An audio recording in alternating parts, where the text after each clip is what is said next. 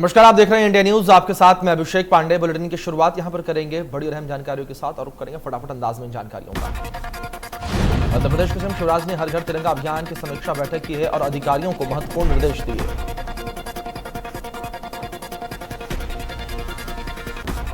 CM Shivraj ने कहा कि आजादी के 75 वर्ष होने पर मध्य प्रदेश में कुल 1 करोड़ 51 लाख तिरंगा लगाए जाने का लक्ष्य निर्धारित किया गया है। सीएम ने कहा कि मध्य प्रदेश का संकल्प प्रदेश के हर घर में तिरंगा फहराया जाएगा। अभियान के लिए कलेक्टर जिलों में बैठक बुलाएं। हर व्यक्ति अपने राष्ट्र प्रेम और अमर शहीदों को श्रद्धांजलि देने के लिए घर घर तिरंगा फहराएं। बीजेपी के विधायक रामेश्वर शर्मा ने ट्वीट कर दिग्विजय सिंह पर सवाल उठाए। कहा कि दिग्विजय सिंह को इस्लामिक कट्टरपंथी संगठनों से इतनी हमदर्दी क्यों है। वहीं रामेश्वर शर्मा ने पीएफआई की आतंकी गतिविधियों पर कहा है कि इतनी इस्लामिक कट्टरता ठीक नहीं। राजा साहब, पीएफआई के साथ साथ आप पर भी रोक लगाना देश हित और हिंदू हित में उचित।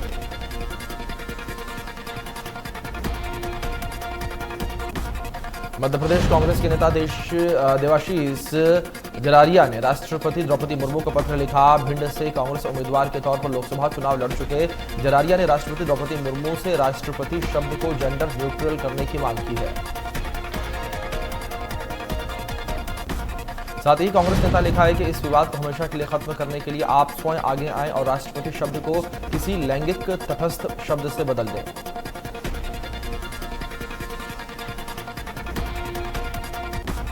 मध्य प्रदेश में विधायक लक्ष्मण सिंह ने ट्वीट करके कांग्रेस और बीजेपी पर निशाना साधा। कहा कि जब पंचायत, जिला पंचायत, जनपद के चुनाव किसी राजनीतिक दल के आधार पर नहीं होते तो दोनों दल इतने विचलित क्यों हो रहे हैं। विधायक लक्ष्मण सिंह ने लिखा है कि सदस्यों को इतनी आजादी तो देना चाहिए कि वो अपना निर्णय कर सकें। पार्टी के उम्मीदवार होंगे तब संभवतः ये पार्टी के साथ।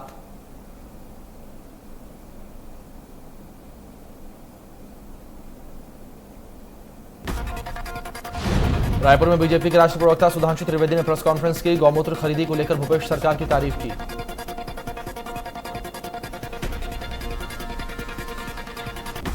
बीजेपी के राष्ट्रीय प्रवक्ता सुधांशु त्रिवेदी ने कहा है कि गौसेवा के कार्यों को सरकार कर रही है साकार। सरकार के इस नेक कार्य के लिए बधाई।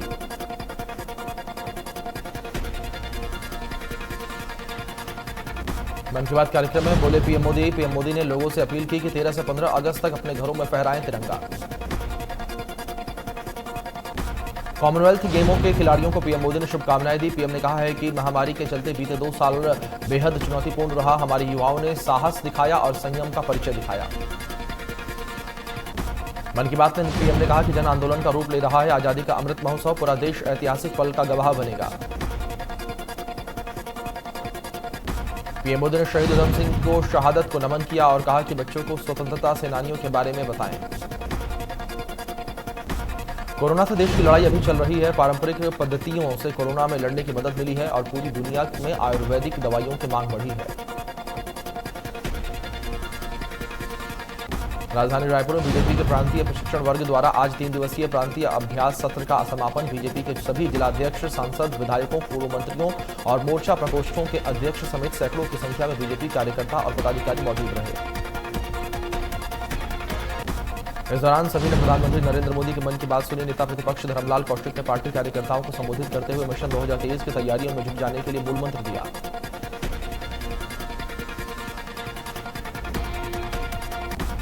रायपुर पहुंचे देश के सर्वोच्च न्यायालय के मुख्य न्यायाधीश न्यायमूर्ति NV Ramana Hidayatullah national law university के 5वें दीक्षांत समारोह में शिरकत की।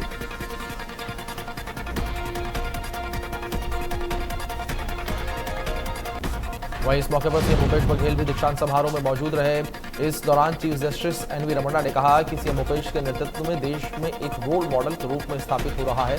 इसके लिए सीएम को बधाई कि वो प्रदेश को एक नई दिशा की तरफ लेकर आगे जा रहे हैं।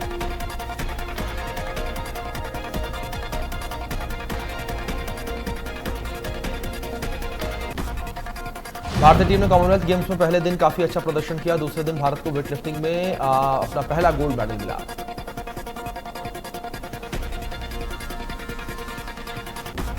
राष्ट्रमंडल खेलों के दूसरे दिन अंत भारत ने 4 मेडल के साथ किया और चारों मेडल वेटलिफ्टिंग से भारत को मिले हैं। संकेत ने सिल्वर और गुरुराजा पुजारी ने ब्रॉन्ज मेडल से शुरुआत की थी। बड़ी सफलता मीराबाई चानू के हाथ लगी। मीराबाई ने देश के लिए पहला गोल्ड मेडल जीता, तो वहीं दिन का अंत वेटलिफ्टिंग में ही बिंदिया रानी ने सिल्वर मेडल जीता।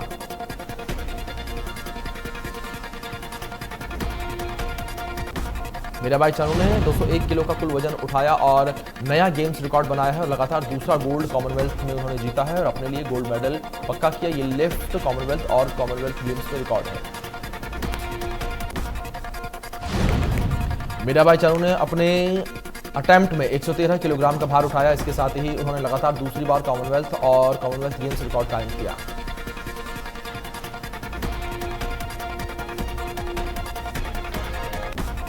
कॉमनवेल्थ गेम्स 2022 में भारत को चौथा मेडल हासिल हुआ है। बिंदिया रानी देवी ने वुमेन्स वेटलिफ्टिंग के 55 किलो भार वर्ग में भारत के लिए सिल्वर मेडल पक्का किया।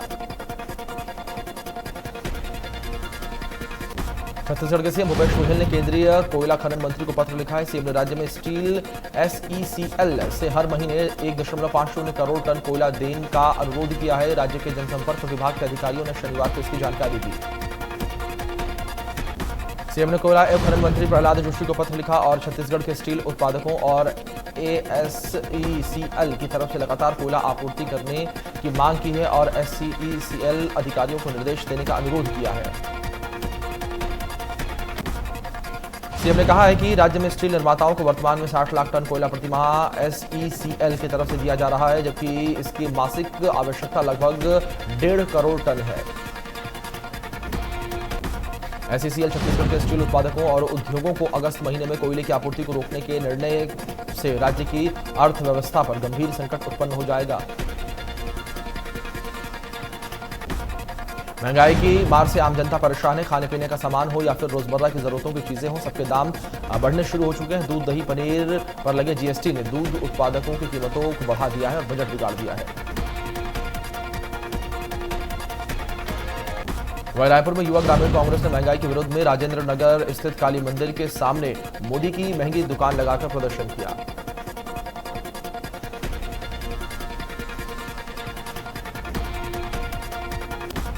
मध्य प्रदेश में नगरीय निकाय चुनाव हो चुके हैं। इस दौरान बीजेपी से कई कार्यकर्ता बागी हो चुके हैं, लेकिन अब जीत दर्ज करने वाले कार्यकर्ताओं का बीजेपी जोरदार स्वागत कर रही है।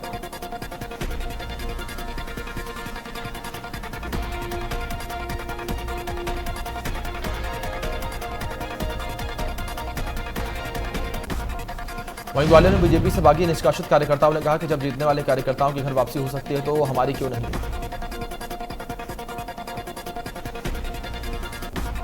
ग्वालियर में नगरीय निकाय चुनाव में पार्टी से बगावत कर चुके लड़ने वाले 30 कार्यकर्ताओं को पार्टी ने 6 साल के लिए निष्कासित कर दिया था। वहीं निष्कासित कार्यकर्ताओं में से 4 कार्यकर्ताओं ने जीत हासिल की है और अब उनकी घर वापसी की राह भी आसान हो गई है।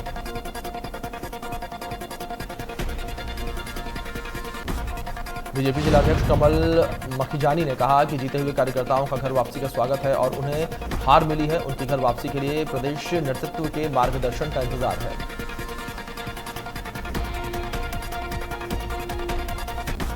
कटनी निर्दलीय महापौर प्रीति सूरी हो सकती है बीजेपी में शामिल। सूत्रों के हवाले से खबर। सीएम और प्रदेश अध्यक्ष से प्रीति सूरी की मुलाकात। प्रीति सूरी बीजेपी में 2 बार रह चुकी हैं पार्षद।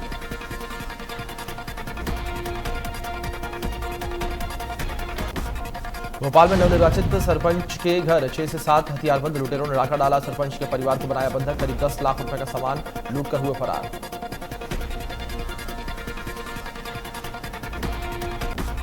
रायसेन जिले के सिलवानी में NIA ने छापा मारा है, जिसमें 3 से 4 लोगों को सिलवानी में नजरबंद कर पूछताछ जारी है। जुबैर के घर पर NIA ने छापा मारा। जानकारी के मुताबिक जुबैर भोपाल के मदरसे में शिक्षा अध्ययन कर रहा था।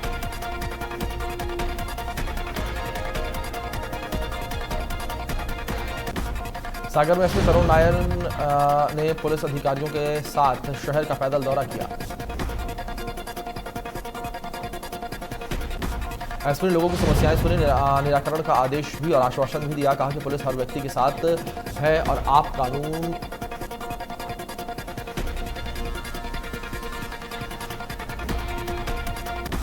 पुलिस महानिरीक्षक चंबल जॉन राजेश चावला के नेतृत्व में मुरैना शहर की सड़कों पर पुलिस ने पैदल मार्च किया।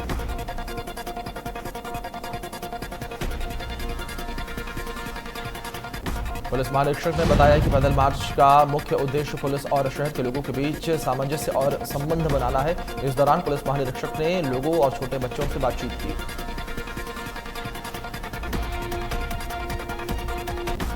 शहडोल को सिलपरी गांव में पैसे के लेनदेन को लेकर एक ग्रामीण की हत्या। वन विभाग के चौकीदार ने सिर पर रॉड से किया हमला। लकड़ी के पैसे के लेनदेन को लेकर हुआ था विवाद। सूचना पर पहुंची पुलिस शव को कब्जे में लेकर पोस्टमार्टम के लिए भेज दिया। पुलिस हिरासत में हत्या का आरोपी, जांच में जुटी पुलिस।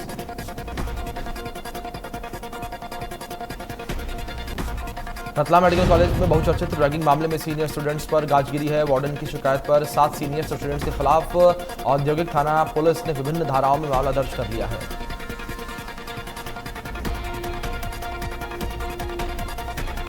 कॉलेज प्रबंधन ने दोषी छात्रों को 1 साल के लिए कॉलेज और हॉस्टल से निलंबित कर दिया है। बता दें कि ये वही सीनियर्स हैं जिन्होंने लाइन में खड़ा करके जूनियर छात्रों पर थप्पड़ बरसाए थे। इतना ही नहीं, रैगिंग की शिकायत पर हॉस्टल पहुंचे वार्डन पर भी उन्होंने शराब की बोतलें फेंकी थी।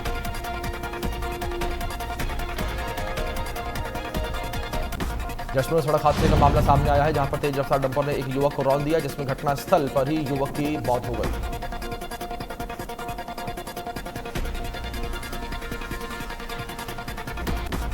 वहीं हादसे से गुस्साए लोगों ने सड़क हाईवे पर चक्का जाम कर दिया, जिससे लोगों को आवाजाही करने में भारी परेशानियों का सामना करना पड़ा। घटना बगीचा थाना क्षेत्र तहसील चौक की बताई जा रही है।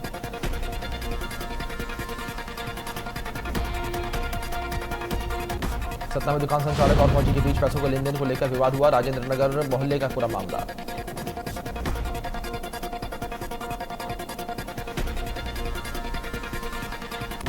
वही दुकान संचालक ने दोस्तों के साथ मिलकर फौजी को जमकर पीटा है। साथ ही उसके 3 अन्य साथियों पर भी लाठी डंडों से पिटाई की गई।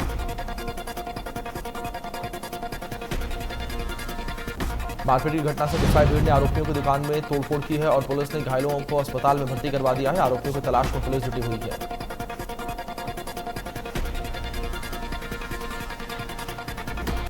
छतरपुर के नारायणपुरा गांव में तालाब में डूबने से 2 बच्चों की मौत हो गई। घर से बाहर खेलने गए थे दोनों बच्चे, जांच में जुटी पुलिस।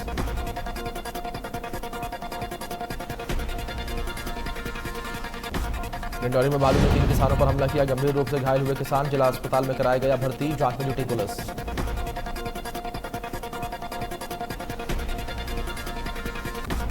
जोधपुर में माथुर अस्पताल में सुपर स्पेशलिटी विंग गैस्ट्रोलॉजी विभाग की टीम ने एक मरीज के पेट से बिना ऑपरेशन के 63 सिक्के बाहर निकाले।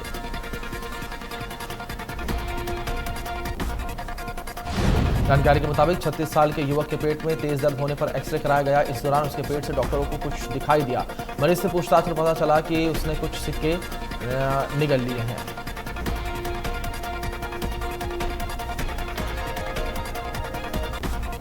पन्ना टाइगर रिजर्व के बाद पुनर्स्थापन योजना पर बनी film emerald jungle return of the tiger को अंतर्राष्ट्रीय फिल्म फेस्टिवल के लिए चुना गया है।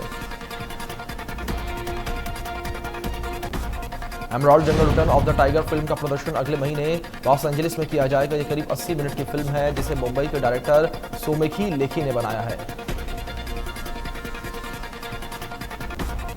डायरेक्टर सोमेखी लेखी ने इस फिल्म को बनाने की कोशिश की है और पन्ना टाइगर रिजर्व में दोबारा बाघों का संसार कैसे आबाद हुआ उस पर आधारित है।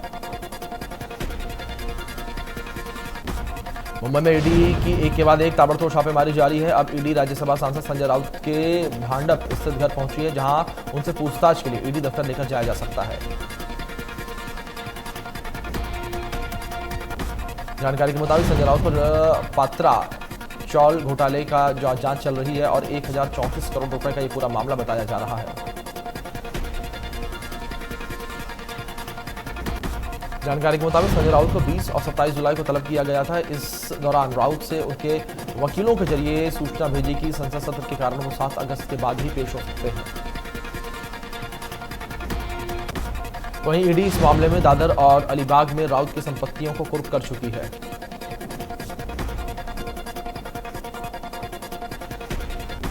इससे पहले ईडी का समन जारी होने पर राउत ने उपराष्ट्रपति चुनावों के लिए चल रहे प्रचार अभियान का हवाला दिया था और पेशी के लिए समय मांगा था। जानकारी के मुताबिक संजय राउत इस मामले में मुख्य आरोपी हैं।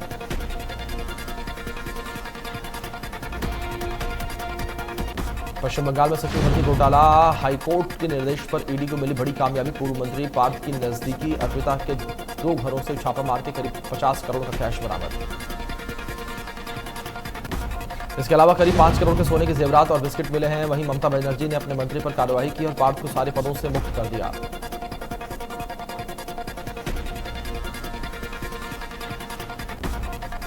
वहीं दूसरी तरफ शनिवार को हावड़ा में झारखंड के 3 कांग्रेसी विधायकों के कार से नोटों का जखीरा मिला है। कुल 48 लाख रुपए बताए जा रहे हैं। तीनों विधायकों को हिरासत में लेकर पूछताछ जारी। पुलिस तीनों विधायकों से पूछताछ कर रही है। जानकारी के मुताबिक ये तीनों कांग्रेस विधायक एक ही गाड़ी पर सवार थे और पूर्व मिदनापुर की ओर जा रहे थे। बता दें कि शनिवार देर शाम इनकी गाड़ी को पांचला थाने की रानीहाटी मोड़ के पास रोका गया और गाड़ी की तलाशी ली गई। जानकारी के मुताबिक गाड़ी में भारी मात्रा में कैश रखा हुआ था। पुलिस की माने तो बैंक अधिकारियों के संपर्क किया जा रहा है। काउंटिंग मशीन से नकदी की गिनती की जा रही है। वहीं मामले में कांग्रेस ने एक्शन लिया है। कांग्रेस ने झारखंड के अपने 3 विधायकों को पार्टी से सस्पेंड किया।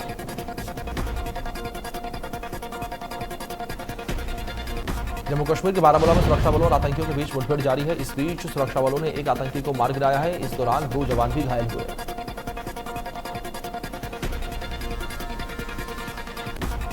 हनुमानगढ़ के पीलीबंगा में पशुओं में लंपी स्किन डिजीज का प्रकोप देखा जा रहा है। जिले में अब तक इस बीमारी से 36 पशुओं की जान जा चुकी है और 1386 पशु संक्रमित मिले हैं।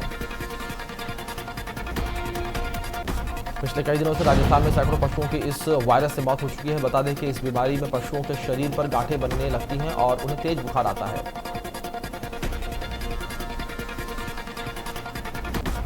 साथ ही पशु दूध देना कम कर देते हैं। बता दें कि लंपी स्किन डिसीज रोग की अभी तक कोई भी वैक्सीन नहीं आई है। आंध्र प्रदेश में मिला मंकीपॉक्स का संदिग्ध मरीज। 8 साल के बच्चे के सैंपल जांच के लिए भेजे गए। केरल में मंकीपॉक्स के 2 मरीजों में मिला है स्ट्रेन। यूरोप में फैले वायरस के स्ट्रेन जैसा नहीं है। रिपोर्ट के मुताबिक केरल में मिले मंकीपॉक्स के मरीज में A2 स्ट्रेन की पुष्टि हुई है। मंकीपॉक्स का A2 स्ट्रेन अधिकतर अमेरिका और थाईलैंड में फैला है, लेकिन ये सुपर स्प्रेडर या बड़े कलेक्टर के रूप में सामने नहीं आया है। यूरोपीय देशों में B1 स्ट्रेन का दायरा व्यापक है। हालांकि अभी यह स्पष्ट नहीं है कि वायरस का रूप कितना घातक और संक्रामक है। वहीं बिहार में कुछ हिस्सों में महसूस किए गए हैं भूकंप के झटके। पटना, सहरसा, पूर्णिया समेत कई जगहों पर भूकंप के झटके महसूस किए गए। नेपाल के काठमांडू में रविवार सुबह 7:58 पर भूकंप के झटके महसूस किए गए। 5.5 मापी गई है रिएक्टर स्केल पर भूकंप की तीव्रता। मध्य प्रदेश के कई जिलों में हल्की बारिश के साथ बिजली गिरने की संभावना जताई जा रही है। मौसम विभाग ने प्रदेश के अनूपपुर, डिंडौरी, उमरिया, कटनी, सिवानी, पन्ना, छतरपुर जिले में मध्य से बारिश का येलो अलर्ट जारी किया। वहीं शहडोल, सागर, भोपाल, ग्वालियर, चंबल संभाग के जिलों के साथ साथ सतना, सिवनी, मंडला, बालाघाट में गरज चमक के साथ बिजली गिरने की संभावना। मौसम विभाग के मुताबिक इस बार कई जिलों में औसत से ज्यादा बारिश अब हो चुकी है।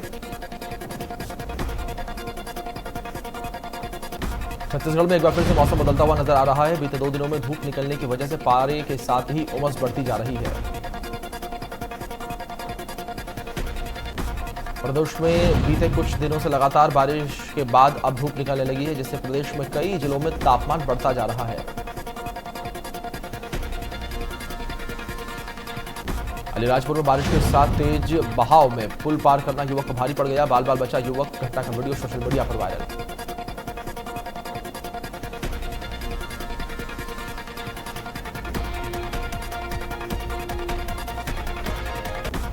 एक्टर कियारा का आज जन्मदिन है। वो इस बार जन्मदिन सिद्धार्थ मल्होत्रा के साथ दुबई में सेलिब्रेट करेंगी।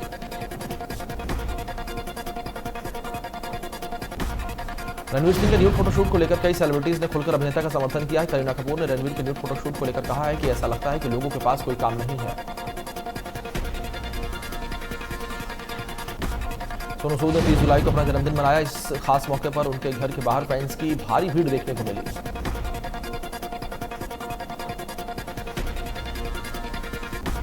सारा अली खान दिल्ली में एक फैशन शो में रैंप वॉक करते हुए नजर आई, जिसमें उन्होंने ब्लू कलर की खूबसूरत सी ड्रेस पहनी।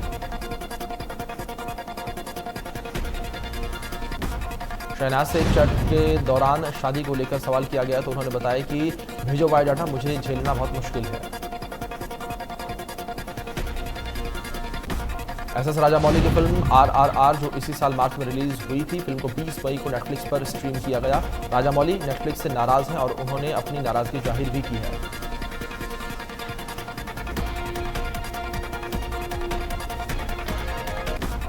कुछ दिनों पहले करीना की एक फोटो वायरल हुई थी, जिसके बाद से कयास लगाए जा रहे थे कि वो प्रेग्नेंट है, जिसके बाद सोशल मीडिया पर करीना ने क्लियर कर दिया कि वो प्रेग्नेंट नहीं है। किच्चा सुदीप की फिल्म विक्रांत रोना ने पहले दिन धमाकेदार कलेक्शन किया है और दूसरे दिन की कमाई में भारी गिरावट दर्ज की गई। रायपुर में पुलिस ने 2 अंतर्राज्यीय गांजा तस्करों को गिरफ्तार किया। आरोपियों के पास से 15 किलो गांजा जब्त किया गया। जांजगीर चांपा जिले के पामगढ़ थाना क्षेत्र में मानसिक रूप से कमजोर और दिव्यांग युवती के साथ दुष्कर्म किया गया। दिव्यांग युवती को अधेड़ ने हवस का शिकार बनाया।